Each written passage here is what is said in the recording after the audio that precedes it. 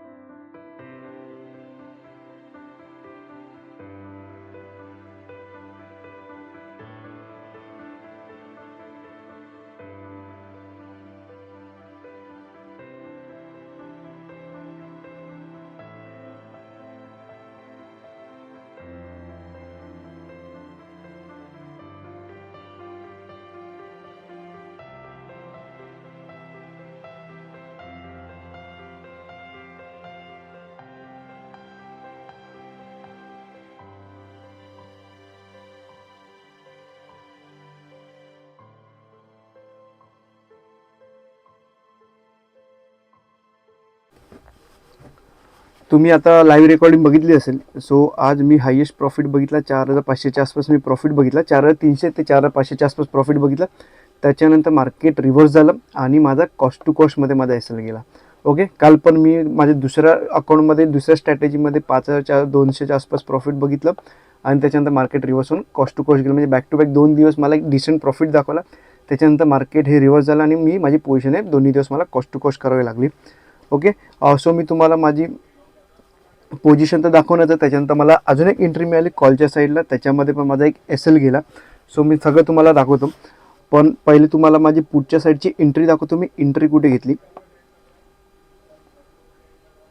जसं की मी तुम्हाला ऑलरेडी सांगतो की मार्केट समजा एक गॅप ओपन होत असेल आणि मार्केट वरती जायचं असेल तर मार्केटने इथून समजा 2 अगर मला एंट्री मिळाली तर घेईन.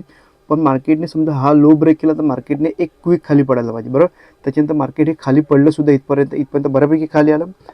तर मला वाटलं की माझा 60 पॉईंट्सचा माझा जो टार्गेट आहे तो कवर होईल, कॅप्चर होईल. आणि मी हायेस्ट प्रॉफिट 30 पॉईंट्सचा मी बघितला आणि फक्त माझा एस एलला फक्त 10 पॉईंट होता, बरोबर.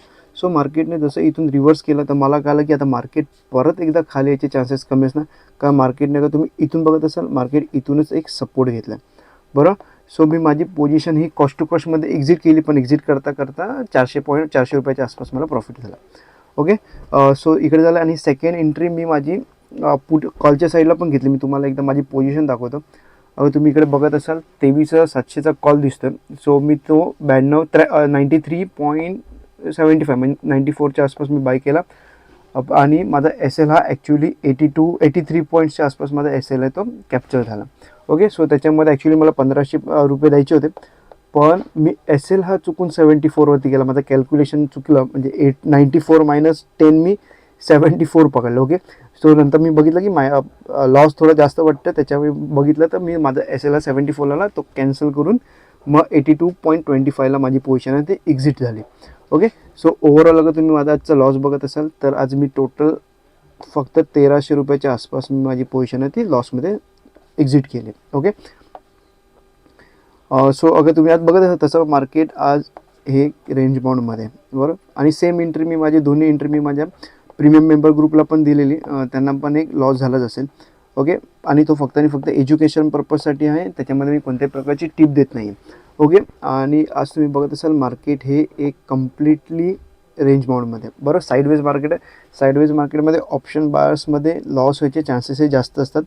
आणि मी जसं बोललो की मी ऑप्शन सेलिंग पण ट्राय करणार होतो दुसऱ्या अकाउंटमध्ये, परत एकदा चालू करणार होतो.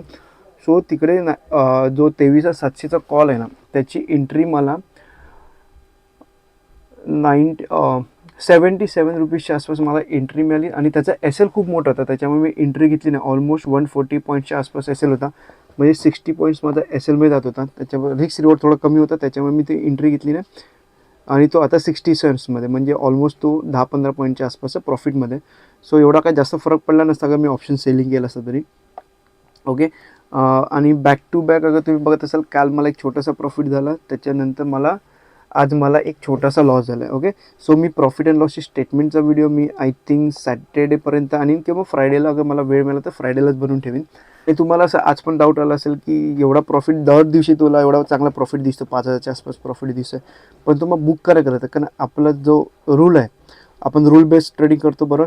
सो तो रूल बेस्ड ट्रेडिंगमध्ये आपल्याला रूल फॉलो करणं हे गरजेचं असतं. भले आज प्रॉफिट नाही दिला, इव्हन काल पण प्रॉफिट नाही दिला, एक दिवस येणार की बॅक टू बॅक म्हणजे असे 2 मोठे मोठे प्रॉफिट होणार. ओके.